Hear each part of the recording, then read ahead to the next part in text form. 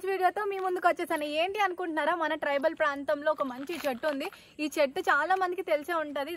దాన్ని అయితే మీకు చూపిస్తాను, నాతో పాటు వచ్చేయండి.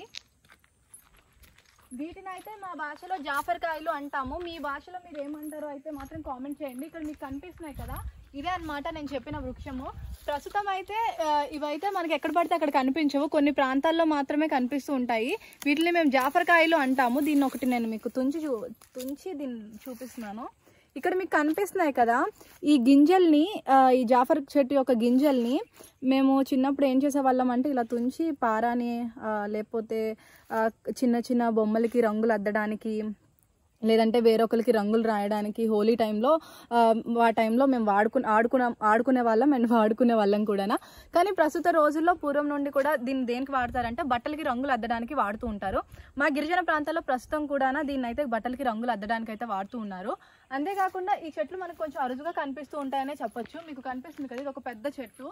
అంతేకాకుండా చిన్న చిన్న చెట్లు ఉంటాయి, వాటిని ఏంటంటే కొట్టేయడం వల్ల మనకి అవి కనుమరుగు అయిపోతున్నాయి. ఈ చెట్లు ఇంకా కొన్ని ప్రాంతాల్లో ఉన్నాయి, నేను అక్కడ కూడా వెళ్ళి మీకు వీడియోస్ అయితే చూపిస్తాను.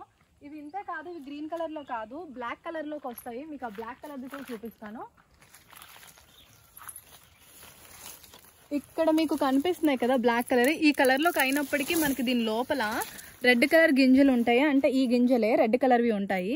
వాటిని మనం తీసుకొని ఆడుకోవడం కానీ ఏదైనా చేస్తూ ఉంటాము.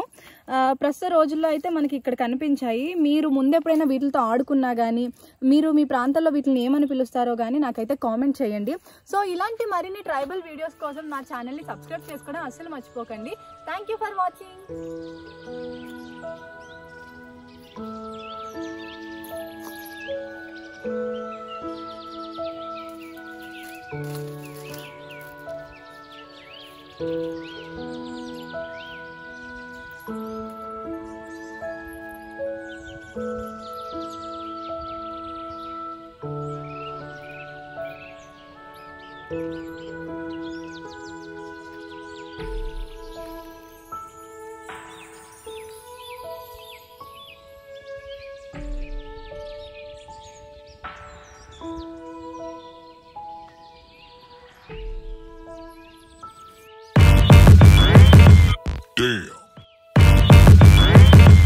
Damn.